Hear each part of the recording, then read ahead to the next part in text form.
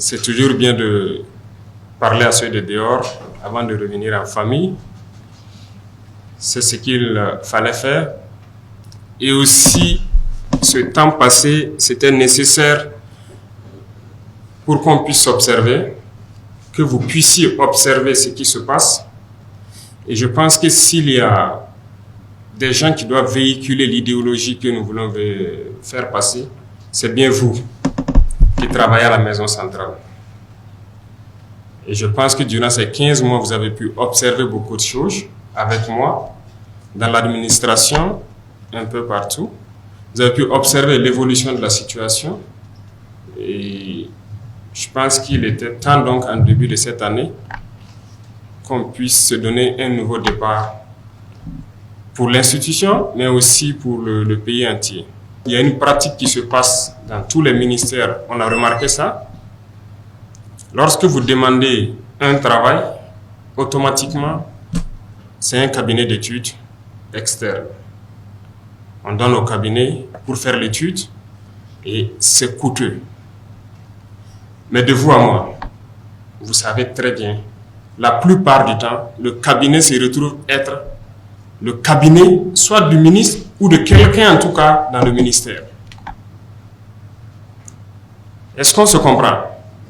C'est du vol. Disons-le clairement, ce n'est pas bien. Vous êtes par exemple informaticien. On vous demande un travail dans ce domaine. C'est vous qui êtes censé le faire. Sinon, à défaut, il faut remonter vers des institutions, en tout cas étatiques, qui puissent vous aider à le faire. La première des choses que les gens font, c'est un dossier rapidement, on recrute un cabinet et on les donne. Et derrière lui-même, il part travailler. On a observé ça. Il fallait donc un long temps d'observation pour comprendre et confirmer les mauvaises habitudes des gens dans l'administration. On veut faire en sorte que certaines institutions telles que l'ANSAL puissent être ces cabinets-là. Là où ils seront limités, ils vont dire qu'ils ne peuvent pas, il faut qu'ils recrutent des experts dans tel domaine. Ils vont recruter et ils vont le faire. Mais la plupart des travaux qu'on essaie d'effectuer dans la plupart des ministères, il y a de la ressource à l'académie pour le faire. Donc, ça sera opérationnel cette année et très vite pour qu'on arrive à économiser un peu. On n'est pas contre, il y a beaucoup de... Le privé est très développé. Donc, les cabinets privés peuvent servir aussi à faire des études pour beaucoup de structures privées. Mais il ne faut pas que dans l'administration, on recrute des compétences et à chaque fois qu'il y a un travail, il n'y a pas de compétences. Il faut repartir encore vers un cabinet privé. C'est du vol, c'est de la triche et on va mettre fin à ça. On a parlé de mots comme la corruption, mais ça continue. La lutte contre le terrorisme, oui, il y a des avancées, il y a beaucoup de choses, mais il faut que nous-mêmes reconnaissions qu'il y a un volet sur lequel il n'y a pas eu une lutte acharnée. C'est la corruption, c'est la lenteur administrative, en tout cas l'administration en général. Ce volet, il faut reconnaître, ça n'a pas marché. Mais pourquoi ça n'a pas marché? C'est parce qu'on s'était donné un temps pour sensibiliser, pour parler aux gens, pour que les gens comprennent. Tant dans l'armée que dans le civil, hein, que les gens comprennent où est-ce qu'on part, pourquoi il faut cesser telle habitude. Pas que les gens ne comprennent pas, ils font semblant et se disent qu'on ne prendra jamais de mesures. Aujourd'hui, il y a tellement de lois qui ont été votées pour protéger le travailleur. C'est très bien. Mais chacun devrait faire la mission pour laquelle il a été recruté. Mais les gens ne font pas la mission. Voilà, pendant que des gens ont des salaires de 3 millions, de combien de millions dans ce pays, voilà, il y en a qui n'arrivent même pas à se payer un repas. Vous trouvez ça normal? Ah non. Ah non. Moi, je suis opposé à ça. Il faut qu'on change les choses. Soit on change, ou bien, écoutez, on reste esclave à jamais. On est là pour changer les choses. On a pris le temps d'observer, de sensibiliser, de parler. Comme beaucoup de gens ne comprennent pas, en fin d'année, donc, j'ai annoncé que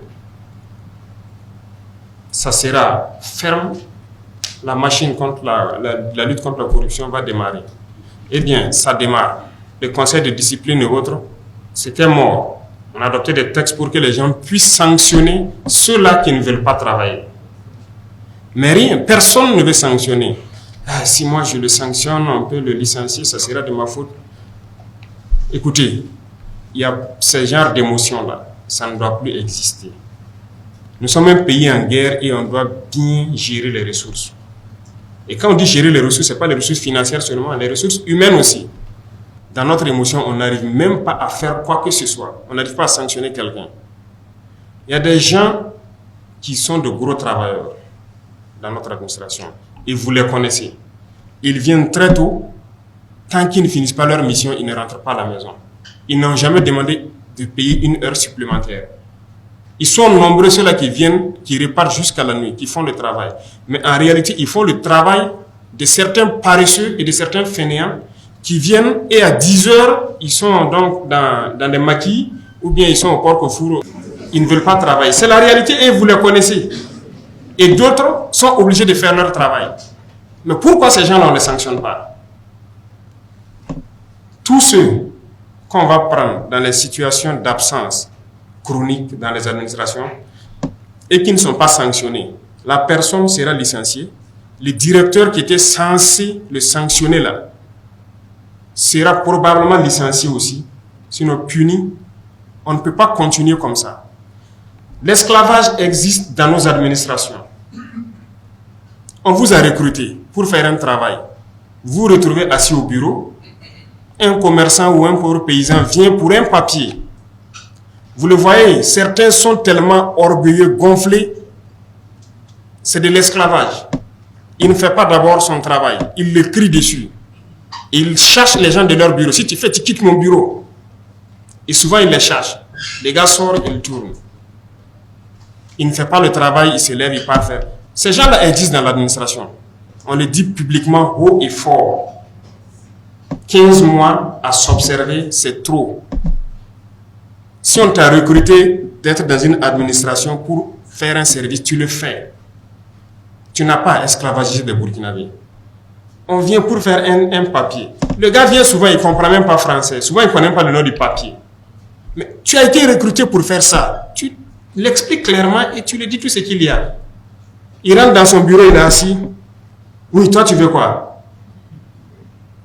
Les gars commencent à parler, comprendre. Et si tu ne sais pas ce que tu veux là, quitte mon bureau. Nous avons des films comme ça. Ouais. Et il finit par chercher le pauvre commerçant ou le pauvre paysan, quitte son bureau. Il fait ce qu'il veut sur son ordinateur. Et puis, dans peu de temps, il se lève, bon, il prend son téléphone, il a quitté le bureau. Il n'est plus là. 11 heures, vous revenez, son bureau est vide. Et c'est jusqu'au lendemain. Ce sont ces gens qui font que d'autres sont là. Ils sont obligés de travailler jusqu'à la nuit. Parce qu'ils sont obligés de faire tout leur travail. Ils accumulent les dossiers dans les casiers. Ils ne travaillent pas. Et à un moment donné, oui, que si on veut que ça soit épuré, il faut faire opération casier libre. Et dans ça, ils réclament des primes encore pour pouvoir le faire. Vous êtes recruté pourquoi? Vous voyez l'esprit là. D'autres sont recrutés pour faire un travail, ils ne veulent pas faire le travail, ils veulent qu'on leur donne d'autres primes supplémentaires pour pouvoir faire le même travail. Si vous ne pouvez pas vous quitter, il y a beaucoup de jeunes gens qui attendent, ils vont venir vous remplacer. Et on va continuer. Il y a des pratiques qui doivent cesser. Et je pense que vous êtes les mieux placés pour véhiculer ces messages-là. Et j'espère qu'il n'y a pas ça chez vous ici. Ah, s'il y en a, on va taper. Il n'y a pas meilleure chose que de commencer à taper chez soi-même avant d'arriver dehors. Donc on mettra de l'ordre dans nos propres rangs avant d'arriver dehors. La lenteur administrative, ça doit cesser. S'il y a un travail, il faut le faire. C'est la patrie d'abord. Tout ce que vous faites, c'est pour la patrie. Il y a combien de Burkinabés? Estimé à 24 à 25 millions actuellement ici. Il y a combien de travailleurs, les fonctionnaires? Ça ne vaut pas 300 000 personnes. Vous êtes d'accord avec moi? C'est ça, non? Et GG. Mais quelle est la masse salariale mensuelle? C'est environ 90 milliards, c'est ça? Donc 90 milliards de ressources qui sont partagées à environ moins de 300 000 personnes. Et d'autres dans ce lot ne veulent pas faire le travail. Qu'est-ce qu'on fait? Ils doivent rester? Je refuse. Je refuse. Ça ne va pas se passer comme ça. Donc, bientôt, vous allez voir ce qui va se passer. De toute façon, dans l'armée, ça a déjà commencé. De notre côté, il faut le dire, ça ne va pas. On a dit au départ ce qui était là, ainsi de suite. On a essayé de parler aux gens, de sensibiliser pour que certains comprennent. Cette fois-ci, c'est fini. Le temps de la sensibilisation, de regarder là, c'est terminé. Le vendredi passé, on a radié un officier. Ça, c'est le départ. S'il faut encore la semaine prochaine radier un autre, et ainsi de suite, on va radier. Quiconque va s'amuser avec la vie des hommes, on ne va pas plaisanter. On est en train de monter en puissance. Le peuple a consenti d'énormes sacrifices pour qu'on puisse être équipé, qu'on ait le nécessaire pour faire la guerre. Oui, ça avance. Mais ce n'est pas pour autant qu'il faut baisser la garde. J'attends d'autres rapports. Tant que ce n'est pas élucidé certaines conditions, on ne va pas s'arrêter. Voilà. Parce que ce qui s'est passé, par exemple, à Solé, c'est inadmissible. Et quand tu es officier, on t'a désigné. C'est le peuple qui t'a confié ce pouvoir-là. Vous êtes un chef d'élément, vous envoyez en mission, vous faites la mission. Tout le monde sait ce que c'est que la mission militaire. Il n'y a pas à baisser la garde. Et ce qui fait encore mal, c'est que je pense que depuis le 19, tout le monde a été alerté qu'il y a des projets d'attaque d'envergure. Et je pense que les zones de Solé, Arbinda étaient plus menacées. Et je pense que c'est le 21, c'est ça? Il y a des missions qu'on a envoyées spécialement pour aller voir ces points-là, revoir le dispositif de défense et tout, les conseiller. Mais malgré ça, si tu dors, on va te taper. Il ne faut pas croire que c'est fini, c'est pas fini. Il faut rester concentré, toujours concentré. Et c'est la mission de l'officier. Les hommes ne s'appartiennent pas. Un militaire là, il ne s'appartient pas. Il appartient à la patrie. Personne ne dira le contraire. Et si on prend quelqu'un, tu es un chef d'élément, on te confie des hommes, c'est toi ta responsabilité de tout faire pour qu'ils soient en vie. Tu les commandes. Si quelqu'un refuse, tu le punis. Jusqu'à la radiation, ça existe. Ce qui s'est passé là-bas, on a été surpris. Et du moment même que le matin à Gorgadi, on dit qu'il y a une attaque, ça veut dire que tout le monde se met en alerte. Mais 3 heures plus tard, à 9 heures, on vient encore attaquer. Non, c'est impossible. Il est temps que la révolution, là, ça marche. On ne peut pas vouloir se développer dans ça. En voulant feinter, déplacer les problèmes. Non, il faut affronter les problèmes et les résoudre. Voilà pourquoi les gens affrontent actuellement le terrorisme et combattent. Donc dans l'administration, chacun aussi doit affronter tout ce qui est problème et résoudre. on ne va pas avoir froid aux yeux, on fera ce qui est bien pour le peuple là. Et que tout le monde puisse vivre dignement. Que chacun se mette au sérieux, et ça commence par vous, travailleurs de la présidence. Vous devez montrer le bon exemple. Vous devez pouvoir véhiculer l'idéologie. Il faut qu'on arrive à équilibrer la balance. L'autosuffisance alimentaire. Ce qui va nécessairement faire baisser le coût des denrées. Même si vous touchez 100 000 francs, si le sac de riz a baissé, ainsi de suite, tu peux nourrir ta famille. C'est lorsque vous avez un bas salaire et que le coût de la vie est élevé qu'il y a un problème. Donc c'est ce combat que nous essayons de mener actuellement pour que tout le monde puisse avoir à manger. Et aussi, ce qui va en parallèle avec, comme on l'a dit la dernière fois, c'est de tout faire pour arrêter les importations. On va importer que ce qui est nécessaire. Et je pense que c'est dans ce sens que l'APEC a été créée, pour qu'on puisse s'industrialiser un peu. Il y a beaucoup de volets qui seront pris en compte là-bas. Il y a des usines qui ne coûtent vraiment pas grand-chose. On peut le faire. On trouvera toutes les formules possibles pour pouvoir s'industrialiser et éviter que nos devises ressortent. Parce que nous ne sommes pas pauvres. Mais tout ce qui ressort de notre sol repart dehors pour payer à manger. 7500 agents de la fonction publique qu'on veut recruter. D'abord, pourquoi il faut recruter? Est-ce qu'on a fait vraiment le point? Les GRH doivent ouvrir l'œil. Parce que je sais que les premiers marteaux, ça va commencer par eux. C'est sérieux. Les gens ne maîtrisent pas les effectifs. Et sciemment fait. Partez dans les ministères, vous demandez les effectifs et la position, on ne peut pas vous donner. Voilà la situation au Burkina Faso. On veut recruter. On ne nous amène même pas combien partent à la retraite, combien peut-être ont démissionné, ou peut-être des cas de décès. Il faut ces statistiques-là pour exprimer le besoin. Maintenant, chacun est assis de façon mécanique, il reconduit seulement. Il reconduit. Ils auront un délai. S'ils n'ont pas pu le faire, ça veut dire qu'ils sont incompétents pour faire leur travail. Oui. Vous êtes dans les quartiers, dites-moi, combien de fonctionnaires vous connaissez sont couchés chez eux? 24 sur 24, ils sont à la maison, ils font ce qu'ils veulent. Parce qu'au bureau, ils sont 2, 3, 4 dans le même bureau. Et ils se relèvent. Et même ça, le travail n'avance pas. C'est pas bien.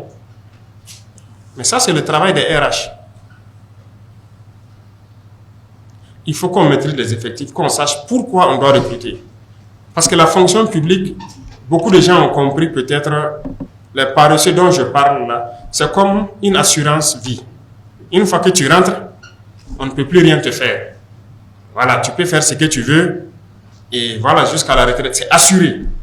Ah, c'est fini, désormais il n'y aura plus ça. Et on va même voir la formule pour trouver un décret pour les citoyens lambda. Si tu gagnes à prendre quelqu'un dans la corruption ou même dans des mauvais comportements, tu as une prime.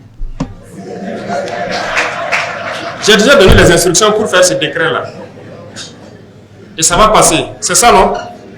Et si tu as la preuve que le gars-là, il est absent, on demande des justificatifs, il n'y a pas de justificatif, ça cache, ça se paye. Si tu as la preuve qu'il a fait la corruption, tu viens. Donc, on va instituer une prime pour ça.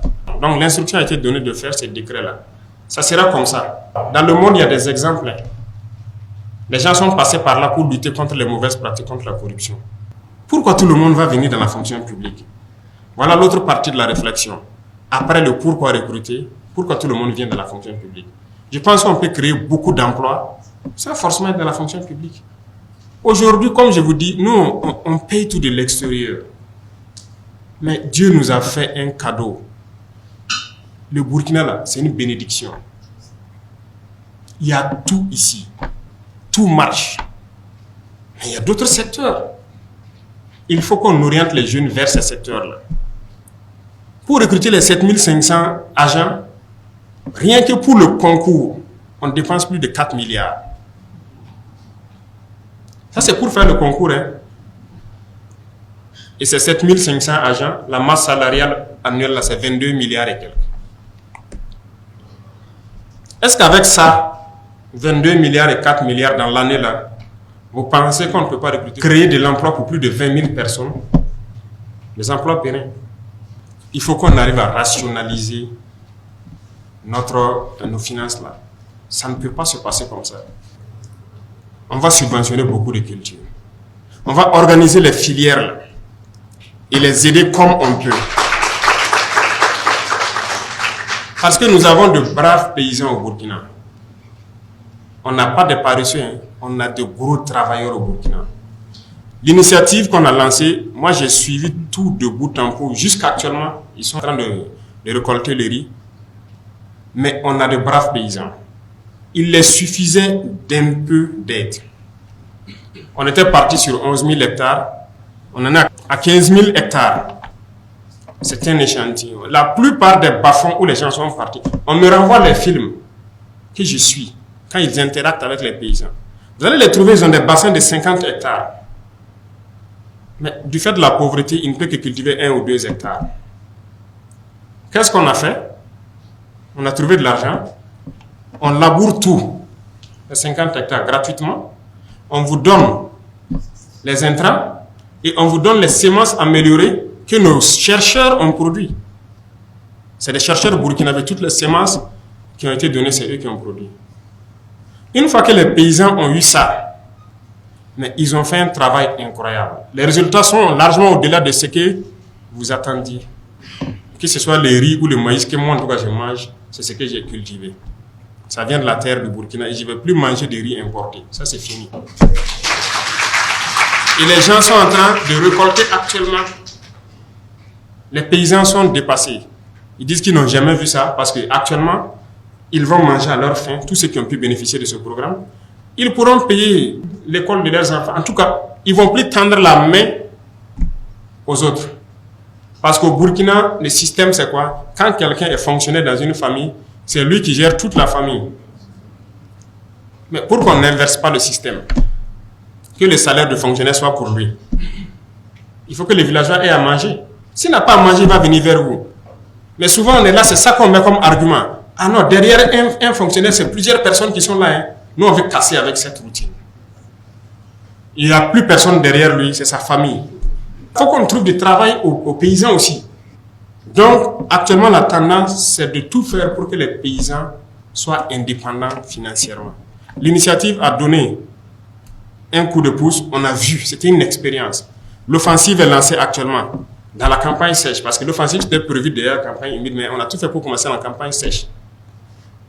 Déjà, ça promet très bien. Si ça prend comme on le souhaite, mais c'est fini. Les producteurs sémenciers, nous avons les meilleurs producteurs sémenciers d'Afrique. Vous ne saviez pas peut-être, hein? Moi aussi je l'ai appris, je les ai rencontrés, qui vendent partout en Afrique les semences, les Burkinabés. Beaucoup de gens ne les connaissent pas. Ils produisent ici et ils vendent un peu partout en Afrique. C'est eux qui ont produit les semences qui sont en train d'être utilisées actuellement. Ça veut dire qu'on a du potentiel. Il y en a, il faut les valoriser, c'est tout. Il faut donner à travailler à la jeunesse. Et je ne pense pas que c'est dans la fonction publique forcément. C'est un débat qui va se mener et il faut de la communication pour sensibiliser et à nous de pouvoir créer les emplois nécessaires pour que les jeunes puissent s'épanouir. Mais tout le monde est là, c'est juste la fonction publique. Non, il faut qu'on change la donne. Il y a beaucoup de secteurs d'activité. Donc, en pensant aux plus démunis, ça nous amène à changer la conception des choses. Le monde paysan qui souffre beaucoup, le combat est orienté vers eux. Aujourd'hui, nous sommes en train de creuser plein de forages à grand diamètre pour qu'ils puissent cultiver et travailler toute l'année au lieu que ça se limite à la saison pluvieuse. Il y a un programme de 136 forages à haut débit. Donc, les réalisations ont commencé. Je pense que plusieurs forages ont déjà vu le jour. Et ça va continuer pour que nos paysans puissent travailler. Et je pense que c'est ça le plus important. Et chacun d'entre vous, quand vous êtes dans votre bureau, il faut toujours penser à ces pauvres paysans-là. Il faut qu'ils arrivent à vivre dignement pour que vous n'ayez pas chaque fois, à chaque fin du mois, pensé à envoyer quelque chose là-bas. C'est eux-mêmes qui vont vous envoyer des poulets et des vivres pour vous soutenir. Parce que normalement, la richesse est au village. Mais le système a fait que c'est inversé. Actuellement, on a acquis des missiles beaucoup plus puissants. C'est ce qui a été expérimenté à Djibo. Que ces missiles étaient beaucoup plus puissants que les autres qu'on utilise. On en a acquis 2, 3, 5, 10 fois plus puissants. Et il y en a qui continuent de venir. Quand vous dites, on dit on commence le développement de la guerre parce qu'en réalité, l'équipement terrestre, là, c'est maintenant que ça vient. C'est au cours de l'année, là, beaucoup d'équipements vont venir pour la protection et pour la manœuvre. Donc la puissance de feu va s'accroître considérablement au cours de l'année. Donc les cotisations que vous voyez, rien que les petits missiles, ça ne suffit pas. Mais comment on fait pour payer les VDP? Comment on fait pour les équiper? Comment on fait pour équiper le reste de l'armée? Est-ce que vous savez? Mais c'est les ressources du pays. Ça veut dire qu'il y a eu quand même une gestion rigoureuse des ressources. Sinon, nous aussi, on pouvait aller créer des comptes offshore, transférer les milliards là-bas, et puis dire qu'on fait la guerre. Mais non, on a voulu tout faire dans la guerre. Les pays étaient capables de faire la guerre, mais ça a été mal géré. Ça, il faut le dire clairement. Et qui le veut, on va le démontrer. Rien que le matériel de protection et les armes individuelles, c'est pas du jeu. Mais tout ça, ça a été payé, non? Toutes les armes qui opèrent aujourd'hui ont été payées par l'argent du contribuable. C'est dans la gestion qu'on a pu le payer. On concentre tout, on optimise et ça peut faire la guerre. Je pense que c'est un sacrifice qui n'est pas de trop. Il faut que notre niveau de la puissance de feu arrive à un certain niveau, de sorte qu'il n'y ait plus match et qu'on reste concentré. Donc c'est ce qui a mené un certain nombre de mesures qu'on a prises, parce que voilà, la guerre va passer à un autre niveau encore. Le développement, voilà, a commencé maintenant. Et on va se mettre au sérieux, et ce qui veut dire que tout le monde doit rester concentré. Beaucoup d'autres combats seront menés, et comme je parlais d'esclavage, voilà, vous avez entendu parler des sociétés de placement et autres là. Voilà, on va s'attaquer à ça aussi. C'est de l'esclavage. C'est de l'esclavage. Vous créez votre société, l'entreprise est là, il veut recruter, oui, il peut faire appel à une société de recrutement, il recrute le personnel pour lui, selon des critères bien fixés. Mais qu'est-ce qui se passe? Lui, il veut un travail dans une entreprise, il se fait recruter par la société. L'entreprise le paye par exemple 300 000 le mois, la société le paye 80 000. Et il garde le reste. C'est ce qui est là. Les gens ne veulent pas changer leur comportement, on va s'attaquer à ça. Et il y en a plein partout. Causez avec les jeunes, ils vous diront. Vous trouvez, ce n'est pas de l'esclavage? Le gars, il travaille et c'est l'autre qui récupère tout. Et généralement, même, on ne le déclare pas à la caisse. Il est blessé, on le limoge. Il part à la retraite, il ne sait plus quoi faire. Il y a de l'esclavage que nous-mêmes, on s'administre. La dernière fois, la mairie a payé les travailleurs saisonniers là. Vous avez suivi ça? C'est de l'esclavage qui se passait. En 2022, dès octobre, ces gars-là se retrouvaient vers la résidence. Chaque matin, moi, je sortais, je les voyais et je les ai fait rencontrer pour comprendre. Quand ils ont expliqué leur situation, voilà. Mais pendant ce temps, des gens fêtaient leurs milliards à la mairie ici. Pendant qu'il y a des travailleurs, d'autres sont décédés. Que vous torpillez. C'est normal ça. Donc quand on va s'attaquer à des gens, il faut que tout le monde comprenne. Même si c'est votre cousin, c'est votre frère, il faut que vous compreniez. On ne va pas permettre à des gens d'esclavagiser des Burkinabés. Il y a beaucoup de mots dans notre société, on ne peut pas finir de parler de ça. En tout cas, vous allez entendre beaucoup de bruit, que ce soit dans notre milieu ou dans d'autres milieux, parce qu'il y a beaucoup de mots. Hein. Voilà, il y a beaucoup de mots et on va s'attaquer à ça. Chez nous, par exemple, il y a des FDS qui sont payés par les contribuables, mais des chefs les prennent. Ça veut dire, lui, il est riche, il veut une sécurité. Au lieu d'aller prendre la sécurité privée, le chef prend ses éléments, il met en location. Voilà. Et lui, il prend l'argent. L'argent ne part pas au trésor. Il y en a plein. Et on va s'attaquer à ça. Donc, vous allez entendre du bruit. On profite de le dire ici. On va s'attaquer à ça. Ce n'est pas normal que les contribuables payent et que des gens prennent, ils louent et ils prennent l'argent. Ces gens-là doivent aller combattre. Ils ne doivent pas rester ici en ville. Si quelqu'un veut sa sécurité, il y a sécurité privée. Ou si on doit le mettre à la sécurité de quelqu'un, l'argent part au trésor. Parce que c'est ça qui doit servir à payer. Donc, ce qui veut dire qu'on va toucher à la soupe de certains. Ils vont commencer les manipulations de tout genre. Celui qui est malin, qu'il s'en écarte. Celui qui n'est pas malin, il rentre dedans. On va fouetter avec tout le monde. Voilà. Parce que la patrie ou la mort, là, ce n'est pas un slogan.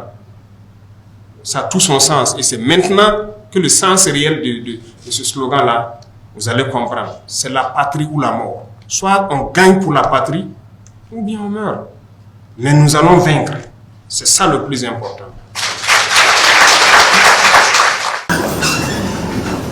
Ok, merci à tout à l'heure.